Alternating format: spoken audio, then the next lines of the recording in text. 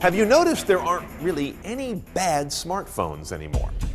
Again, the FaceTime camera is a bit better, the battery life is a bit better, and the LTE worldwide coverage is a bit better. This phone is actually only slightly smaller than the HTC One original. You can see that there are still aluminum accents and the body looks really beautiful, still has a premium feel. Now, it's fairly slim, which makes it a bit easier to hold, and it has the same polycarbonate design that you'll find on a lot of Nokia's previous Lumias. Smartphone commoditization is definitely here. Lots of great phones with about the same specs and prices doing a lot of the exact same things for you. The entire back and sides are made from a single part, and the front is one glass multi-touch surface. The display features 445 pixels per inch, and like the Samsung Galaxy S4 and HTC One, it has a 1920 by 1080 pixel resolution. The iPhone 5S's biggest party trick that you will want to show off to your friends is probably Touch ID. It reads your fingerprint at an incredibly detailed level. Really what we're looking at here is an iPhone 5 that's been redesigned. It comes in 3 metal finishes: silver, gold, and a new space gray.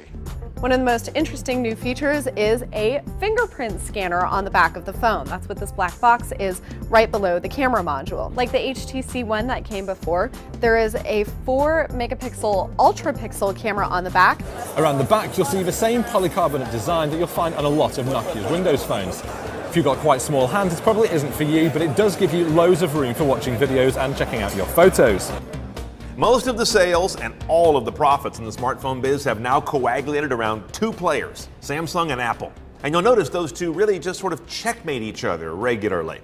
They've also struggled to a degree with their latest big launches. iPhone 5C, Galaxy S4 not quite as red hot as was expected before they hit the market. What does this mean to you? At a price of just $99. Now, first and most obvious, this is keeping pressure on prices to keep them down or flat, as well as pressure on features to give you more for the money you spent last time you got a phone.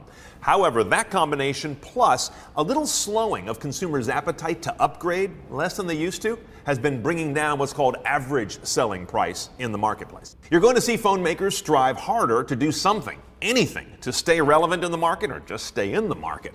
Look at curved screens, gesture control, 40 megapixel cameras, fingerprint scanners, and phone smartwatch combos as recent examples, but notice none of those have had the seismic weight of the arrival of the iPhone in 2007 or the rise of Android in 2010. It's getting really hard to catch a big wave.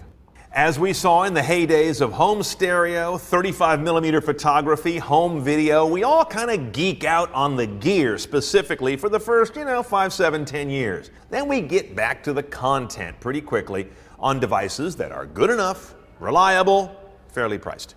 On the downside, this could also mean less choice in some ways. Devices like Blackberries, Moto Droids with sliding keyboards, any Windows phone are all on something of a bubble about being here tomorrow or not. Bottom line, watch the low-cost sector. The smart money knows this is where the huge growth potential is and will be in the smartphone market.